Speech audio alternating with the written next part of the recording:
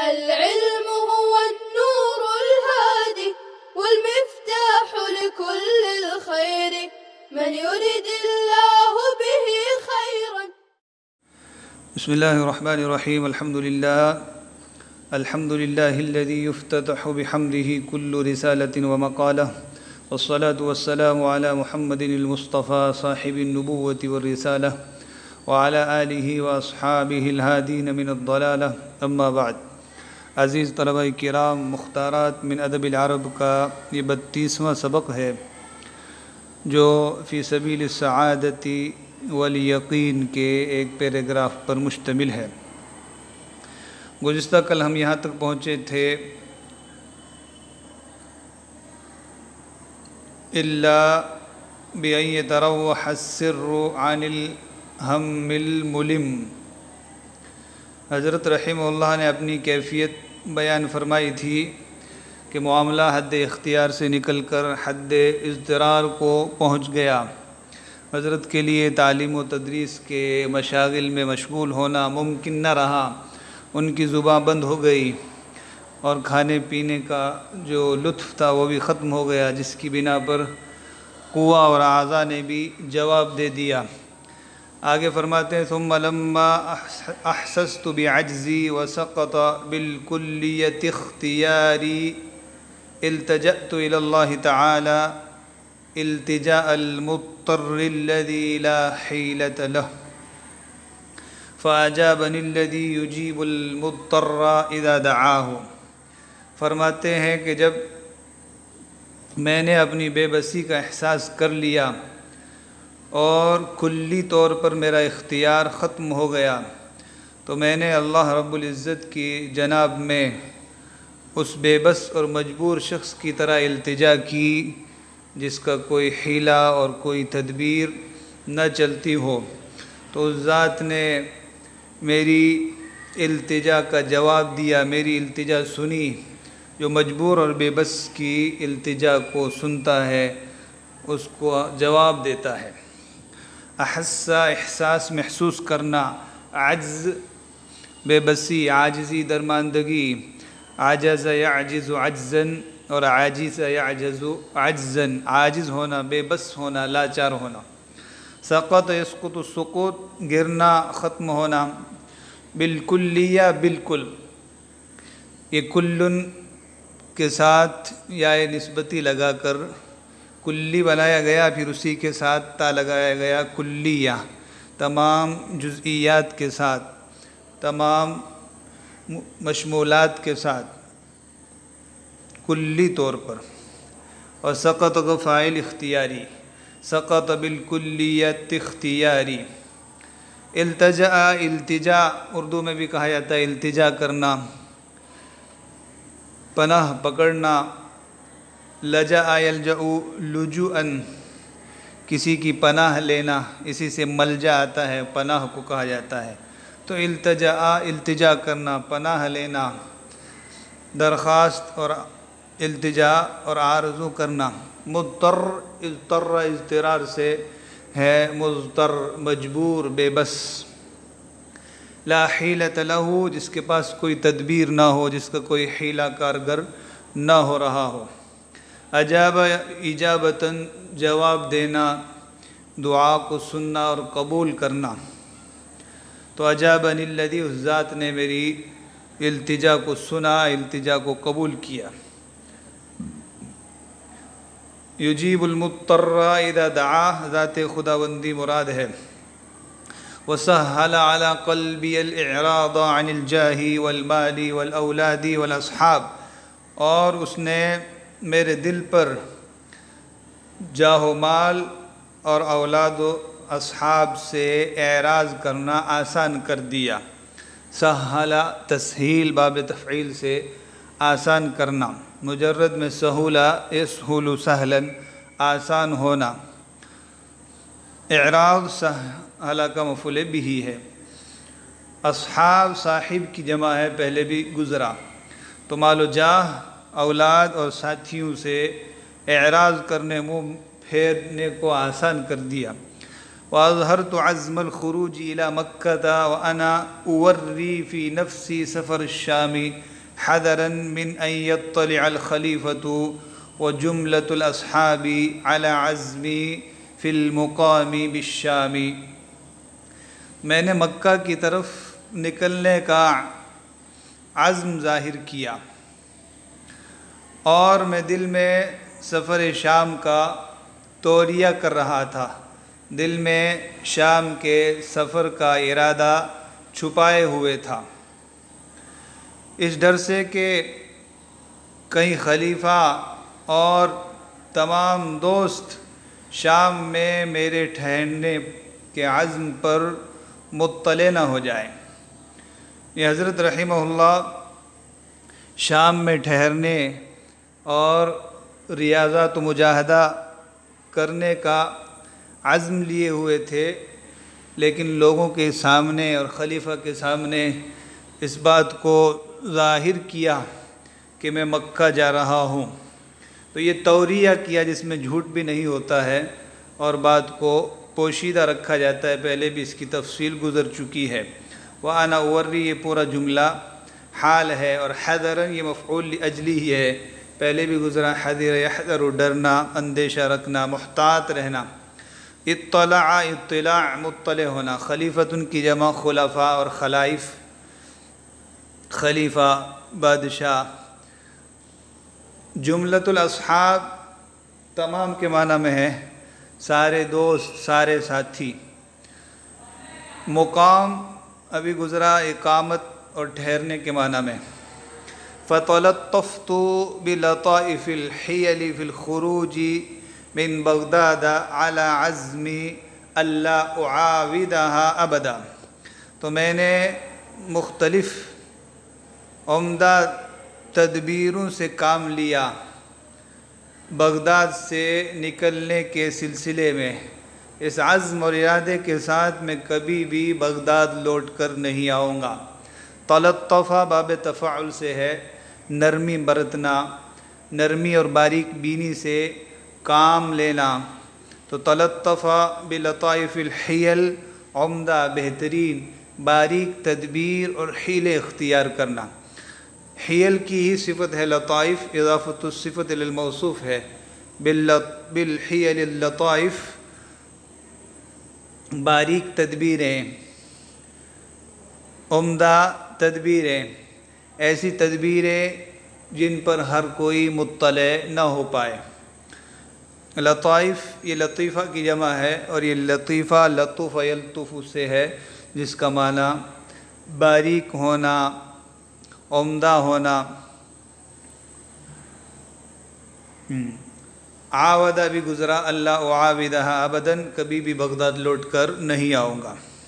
واستهدفت لأئمة أهل العراق كافة إذ لم يكن فيهم من يجوز أن يكون الإعراض عما كنت فيه سببا دينيا، اور میں اہل عراق کے تمام ائمہ کا ہدف بن گیا، اس لیے کہ ان میں کوئی ایسا نہیں تھا جو ان اعمال سے اعراض کرنے کو جن میں مشغول تھا کوئی دینی سبب کے طور پر جائز قرار دیتا، یا یوں بھی ترجمہ کر سکتے ہیں ان میں کوئی ایسا نہیں تھا جو اس بات کو جائز قرار دیتا، روا قرار دیتا کہ ان کاموں سے اعراض کرنا جن میں مشغول تھا کوئی دینی سبب ہے، کوئی دینی وجہ ہے۔ استہدف ہدف بنانا اور استہدف مجہول ہدف بن جانا۔ من صنف فقد استہدف، جو کوئی تصنیفی کام کرتا ہے تو لوگوں کے تنقید کا ہدف بن جاتا ہے، اور ہدف اس چیز کو کہا جاتا ہے جس کو مشق کے لیے سامنے کھڑا کیا جائے یا سامنے رکھ کر جس پر تیر بازی کی جائے، مشق کی جائے، جس کو تختہ مشق سے بھی تعبیر کیا جا سکتا ہے۔ کافتاً یہ حال ہے، کفہ سے اس میں فاعل کا صیغہ۔ جوز یجوز جائز قرار دینا، سبباً دینیاً یہ یکون کی خبر ہے۔ اذ ظنوا ان ذلك هو المنصب الاعلى في الدين وكان ذلك مبلغهم من العلم، اس لیے کہ وہ سب اس کو دین کا سب سے اعلیٰ منصب اور سب سے اعلیٰ عہدہ اور مقام و مرتبہ سمجھتے تھے، اور یہیں تک ان کے علم کی پہنچ تھی۔ منصب کی جمع مناصب، عہدہ، منصب، مقام، اعلیٰ، علی یعلو، علواً سے اس میں تفضیل کا صیغہ ہے، اونچا، بلند و بالا۔ مبلغ، پہنچنے کی جگہ، ذالک مبلغہم من العلم، وہی ان کا مبلغ علم تھا، وہیں تک ان کے علم کی پہنچ تھی۔ کسی کے علم کی پہنچ کو بتلانے کے لیے یہ کہا جاتا ہے یہیں تک تو ان کے علم کی پہنچ ہے، یعنی اتنا ہی جانتے ہیں، اس کے آگے کا کیا مرحلہ ہے، آگے کی کیا چیزیں ہیں، ان سے وہ لوگ ناواقف اور جاہل ہیں۔ ذالک مبلغہم من العلم، اور یہاں پر کان ذالک مبلغہم من العلم۔ ثم ارتبك الناس في الاستنباطات وظن من بعود عن العراق أن ذلك كان لاستشعار من جهة الولاة، پھر لوگ قیاس آرائیوں میں حیرت اور اضطراب کا شکار ہو گئے۔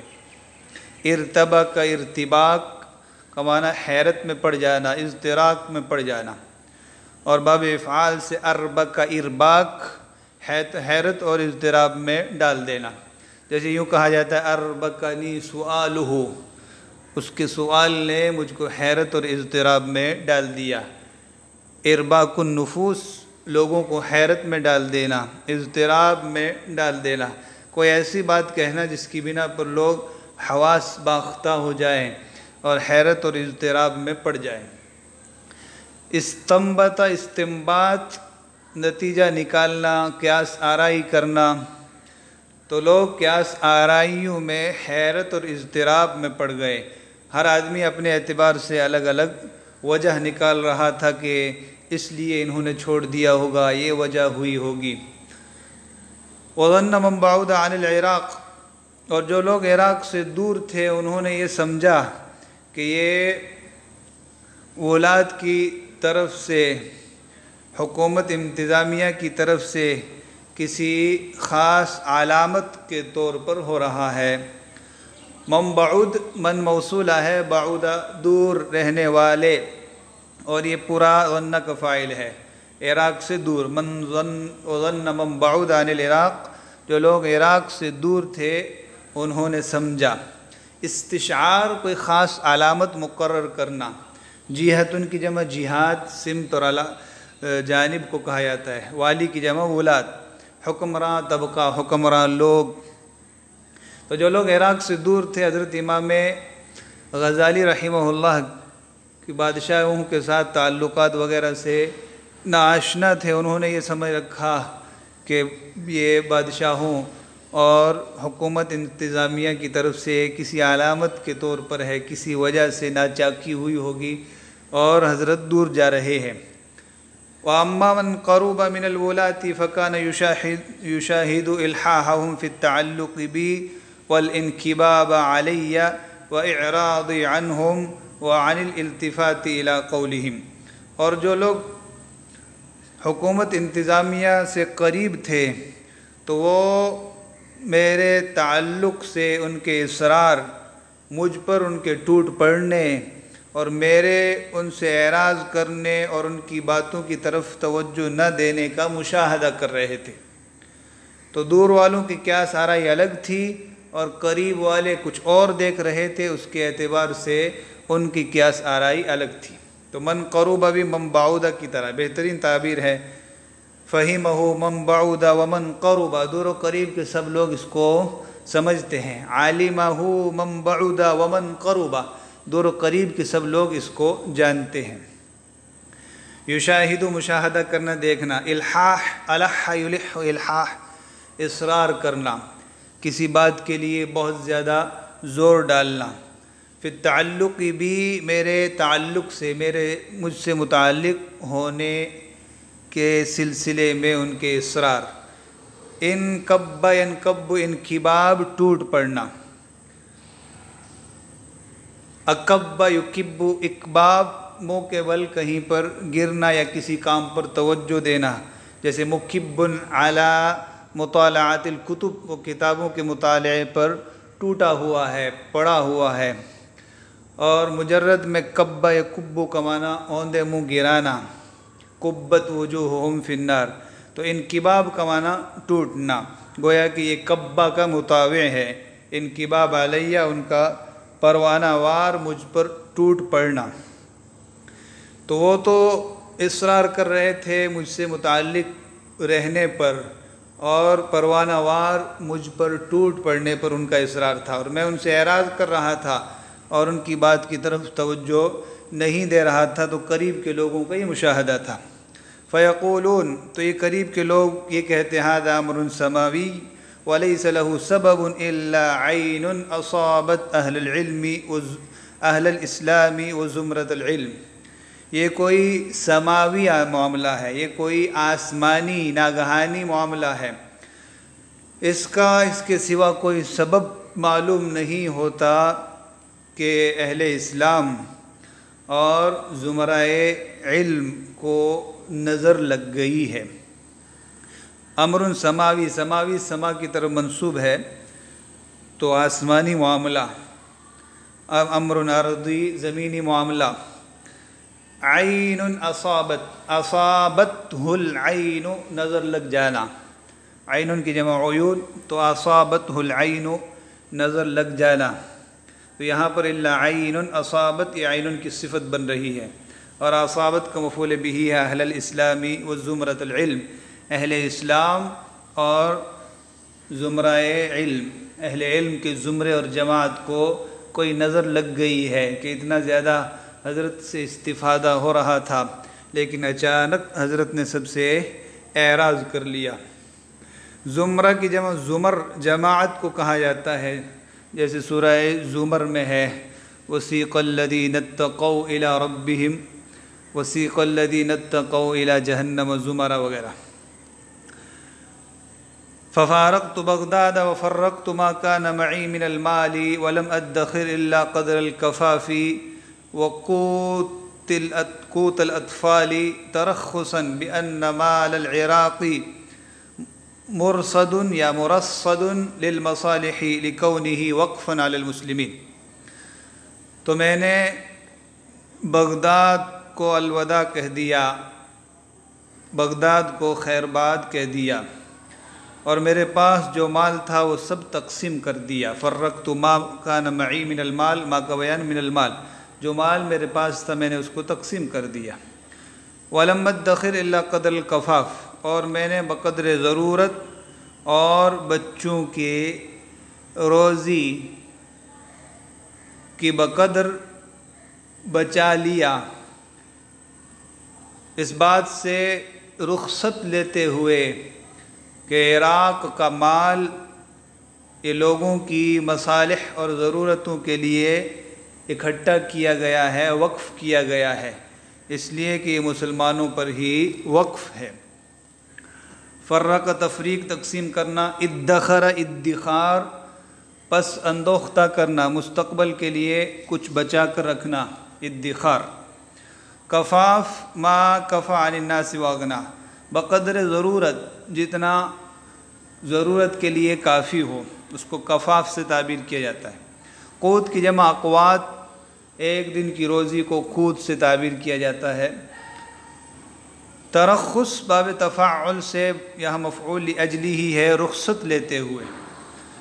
مرصد باب افعال سے یا باب تفعیل سے اس میں مفعول کا صیغہ ہے، مرصد یا مرصد، جسے روک کر رکھا گیا ہو، جسے وقف کر دیا گیا ہو۔ اور مصلحت کی جمع مصالح، ضرورتوں کو کہا جاتا ہے۔ وقفاً علی المسلمین، کون کانا کی خبر ہے، مسلمانوں کے لیے، مسلمانوں پر وقف ہونے کی بنا پر، یعنی حکومت اور ان کی تنخواہ وغیرہ کا جو مال تھا وہ ساری کی ساری چیزیں حضرت نے لٹا دی، ختم کر دیا۔ البتہ عراق کے اموال میں سے وقف کے مال میں سے ان کے پاس جو کچھ تھا تو حضرت نے ان میں سے مستقبل کے لیے بقدر ضرورت پسندوختہ کر لیا اور اپنے بچوں کی روزی اور ان کے ضروریات کو پورا کرنے کے بقدر رکھ لیا، اس لیے کہ یہ وقف کا مال ہے، اس میں بادشاہوں اور ان لوگوں کا کوئی تعلق نہیں ہے، ان لوگوں کا کوئی ہاتھ نہیں ہے۔ تو اسی لیے آگے کہہ رہے ہیں کہ یہ جو وقف کا مال ہے یہ سب سے بہترین مال ہے۔ فَلَمْ أَرَ فِي الْعَالَمِ مَالًا يَأْخُذُهُ الْعَالِمُ لِعِيَالِهِ أَصْلَحَ مِنْهُ، اس لیے کہ میں دنیا میں ایسا مال نہیں سمجھتا جسے کوئی عالم اپنے اہل و عیال کے لیے لے جو اس سے زیادہ درست ہو، اس سے زیادہ اچھا اور بہتر ہو۔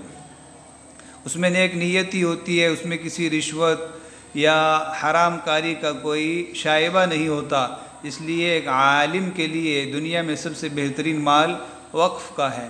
تو عالم پہلے ہے اور بعد میں عالم ہے۔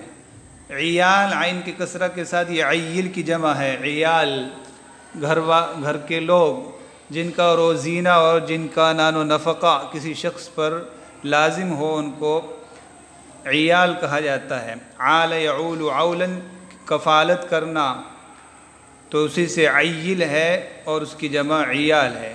اصلح زیادہ درست، زیادہ بہتر۔ ثم دخلت الشام واقمت به قريبا من سنتين لا شغل لي إلا العزلة والخلوة والرياضة والمجاهدة اشتغالا بتزكية النفس وتهذيب الأخلاق وتصفية القلب لذكر الله تعالى كما كنت حصلته من علم الصوفية۔ پھر میں شام میں داخل ہو گیا اور لگ بھگ 2 سال شام میں مقیم رہا، قریب من سنتین، لگ بھگ 2 سال شام میں مقیم رہا۔ لا شغل لی، میرا کوئی مشغلہ نہیں تھا، لا نفی جنس، شغل کی جمع اشغال، مشغلہ۔ الا العزلۃ والخلوۃ والریاضہ، سوائے عزلت، لوگوں سے دوری اختیار کرنے، خلوت گزینی، ریاضت اور مجاہدے کے، یعنی میں الگ تھلگ ہو گیا اور میں نے تنہائیوں میں رہنا شروع کر دیا، خلوتوں میں رہتا، ریاضت اور مجاہدے کرتا۔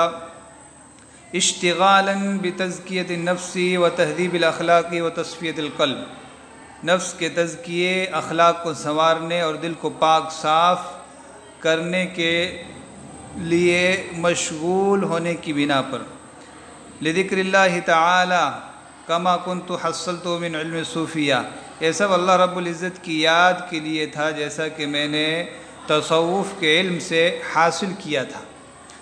تو عزلہ یا عزلہ یعزل سے الگ ہونا، عزلہ علیحدگی، خلوت کی جمع خلوات آتی ہے، یہ بھی خلا یخلو، خلوًا خلوتاً الگ ہونا۔ ریاضت یہ راض یرود سے ہے، اور راض یرود کے معنی ہوتے ہیں مجاہدہ کرنا، اصل معنی اس کے سنوارنا، سدھانا، مانوس کرنا۔ تو جس طرح جانوروں کو مانوس کیا جاتا ہے، اسی طرح نفس کو اخلاق سے اور عمدہ صفات سے سنوارا جاتا ہے، اس کے ساتھ اس کی انسیت بڑھائی جاتی ہے، اس کو مانوس کیا جاتا ہے۔ تو صوفیہ کرام کے ہاں تزکیہ اور تہذیب اخلاق کے لیے جو کوشش ہوتی ہے، جو محنت ہوتی ہے، اس کو ریاضت سے تعبیر کیا جاتا ہے۔ اشتغالا مفعول اجلی ہی ہے، تزکیہ باف تفعیل کا مصدر زکا یزکی، تزکیہ پاک کرنا۔ تہذیب یہ باب تفعیل سے ہے سنوارنا، تصفیہ یہ بھی تفعیل سے ہے صاف کرنا، پاک کرنا۔ حصل تحصیل حاصل کرنا۔ صوفیہ یہ تصوف کو بھی کہا جاتا ہے اور متصوفین یعنی صوفیہ کرام اہل زہد کو کہا جاتا ہے۔ آج یہیں تک، بقیہ انشاءاللہ اگلے سبق میں۔ وصلی اللہ وسلم علی نبینا محمد وعلی آلہ وصحبہ اجمعین۔ السلام عليكم، لا تنسوا الاعجاب بالفيديو والاشتراك في القناة تشجيعا لنا لنستمر بنشر المزيد إن شاء الله.